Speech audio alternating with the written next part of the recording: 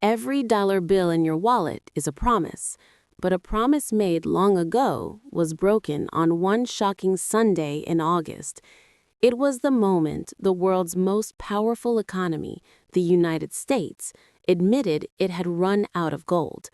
This isn't just history, it's the secret origin story of inflation and national debt. It's the day the dollar stopped being backed by gold and started being backed by, well, nothing.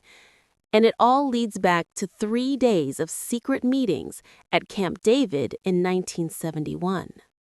To understand how the global financial system reached that breaking point, you need to go back nearly 3 decades earlier to the ashes of World War II. The world's economies were in ruins. Europe's cities were bombed, trade routes shattered, and currencies worthless. Leaders from 44 nations gathered at a remote resort in Bretton Woods, New Hampshire, to design a system that would prevent another Great Depression. What they wanted was simple: stability. The plan they agreed on was revolutionary for its time. Every major currency would be tied to the US dollar, and the dollar itself would be tied to gold at a fixed rate of $35 an ounce. The United States held over 2/3 of the world's gold reserves, and its economy had survived the war intact, so the world accepted this arrangement. The dollar became as good as gold. Literally, for 2 decades it worked. The system brought order to a chaotic world. International trade flourished, confidence returned, and the US dollar became the lifeblood of global commerce. It was an era many economists now call the golden age of capitalism, when money meant something and fiscal discipline was a virtue. But beneath that calm surface, cracks were forming. The entire Bretton Woods system relied on trust that the United States would never print more dollars than it could back with gold in Fort Knox. For years, that faith held. But as the 1950s turned into the 1960s, America found itself fighting 2 wars at once. One was the Vietnam War, a conflict that consumed billions of dollars every month. The other was a domestic war against poverty, inequality, and unrest. The Great Society programs launched by President Lyndon Johnson. Economists later called it the policy of guns and butter.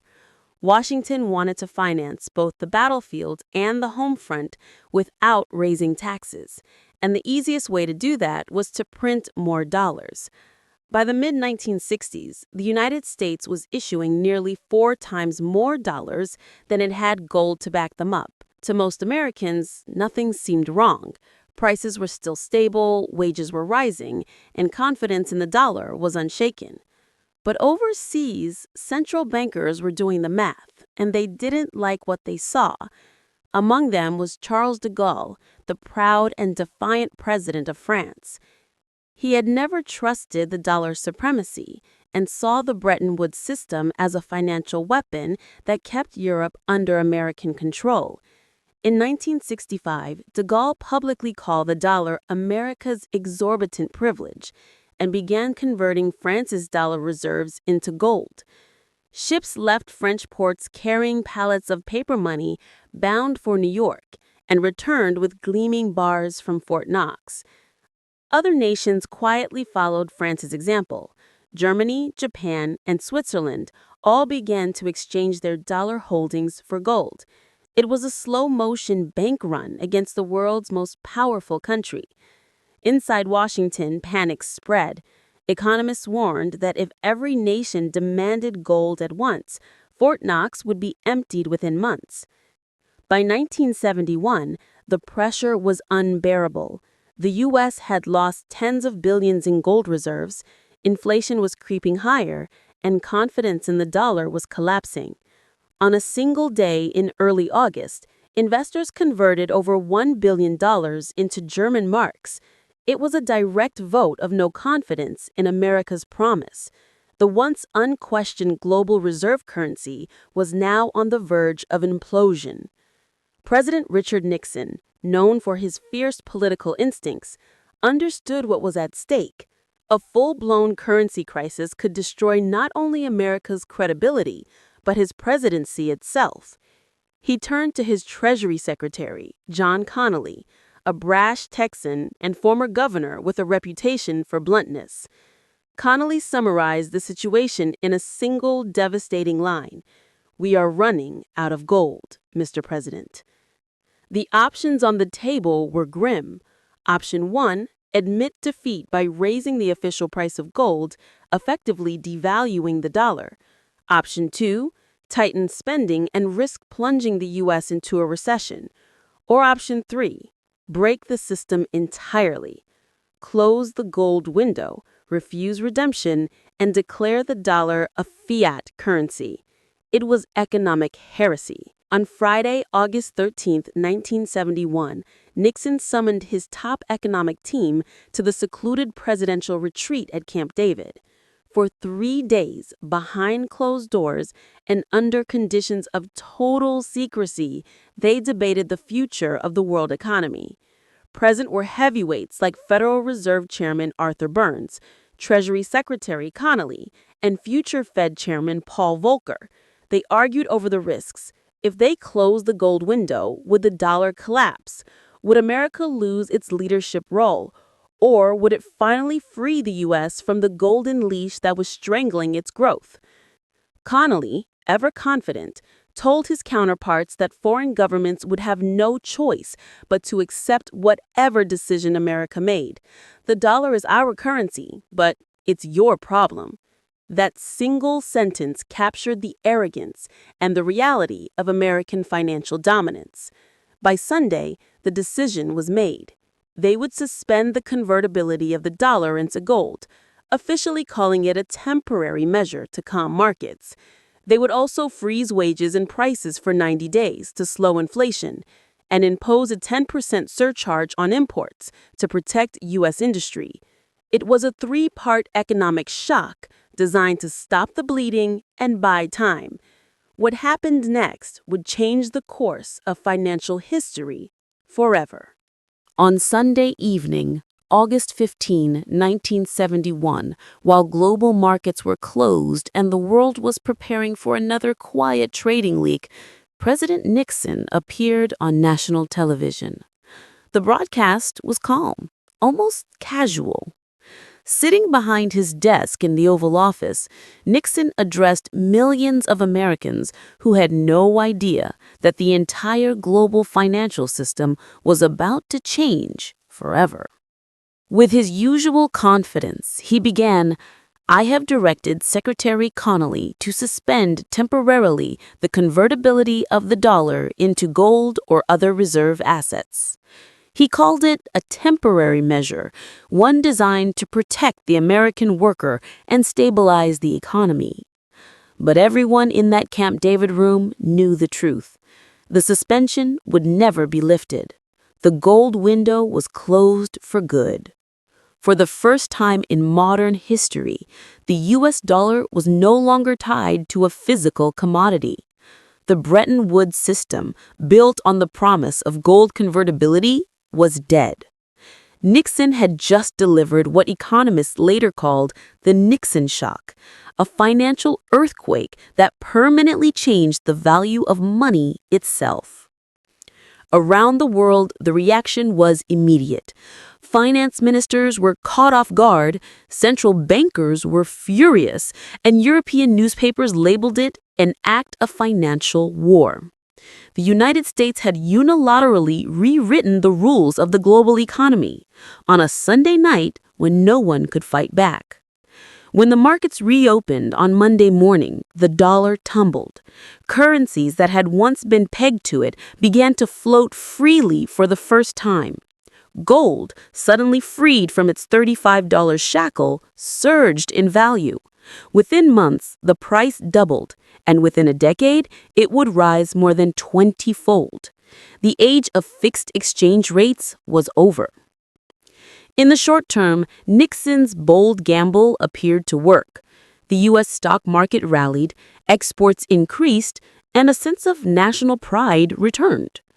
Connally toured Europe to reassure nervous allies, delivering his famous line once again. The dollar may be our currency, but it's your problem.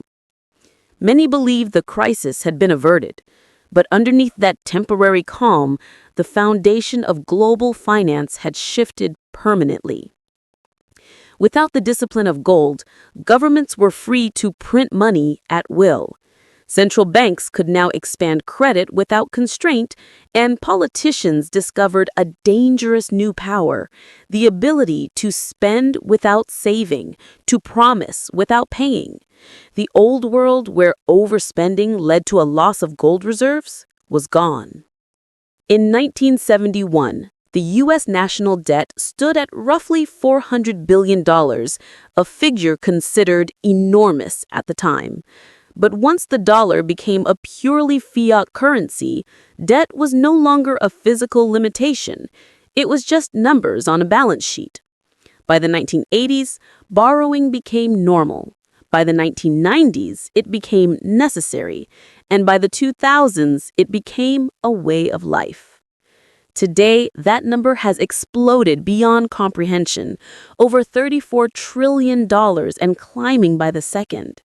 Every dollar of that debt is built on the foundation laid in 1971, when America disconnected its currency from gold and tied it instead to nothing but trust.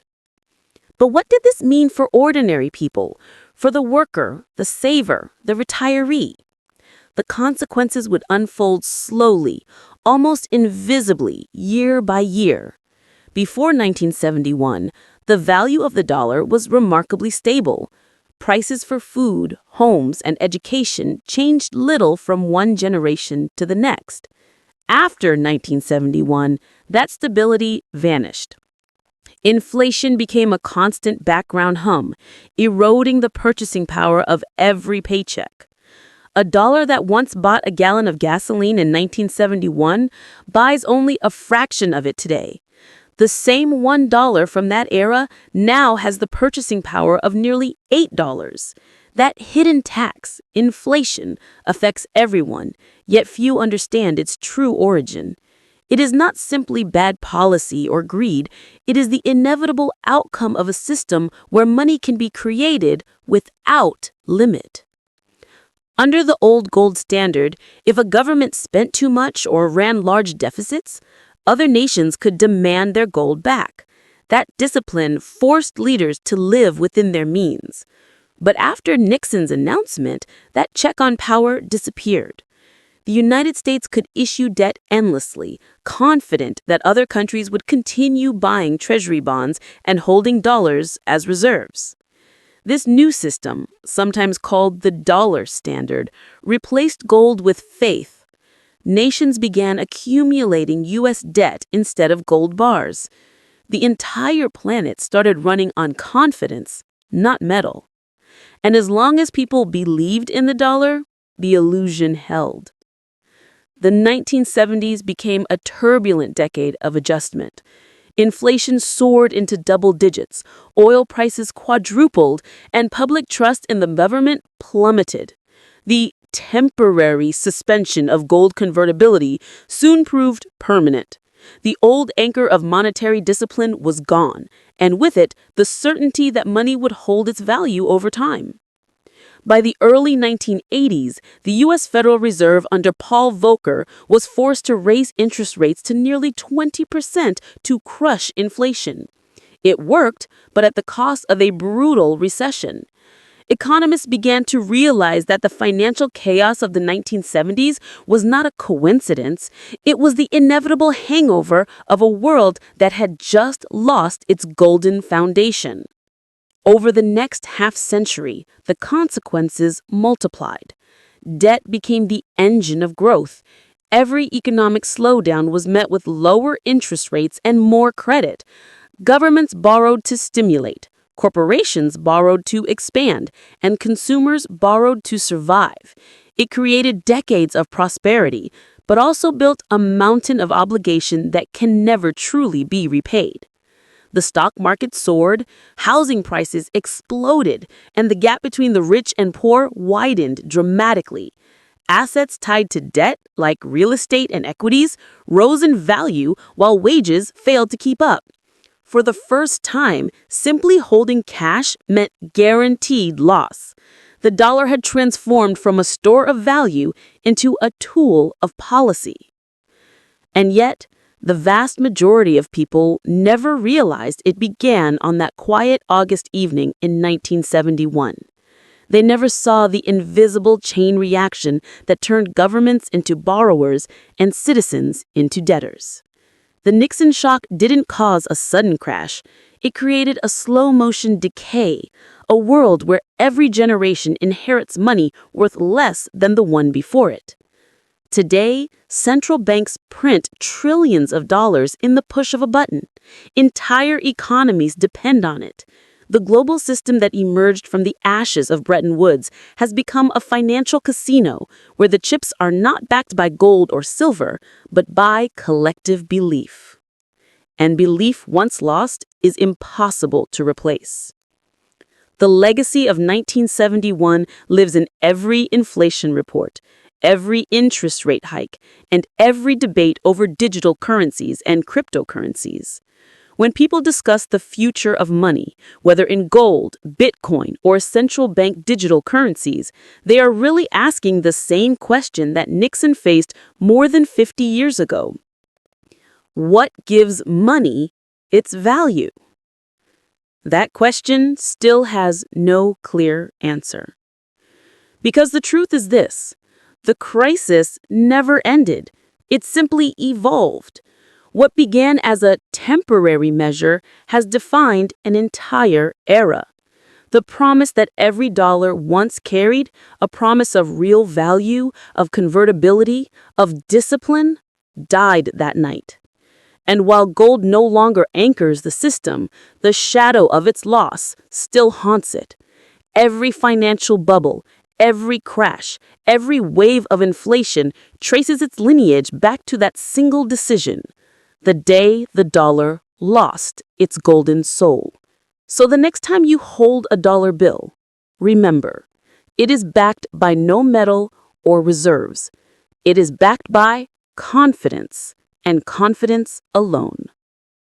The question that remains isn't when the system will break, but how long people will keep believing in it.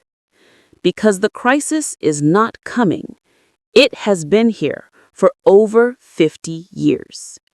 If you want to understand the modern debate over money, from gold to Bitcoin to the rise of central bank digital currencies, you have to start with the moment everything changed: the day gold died.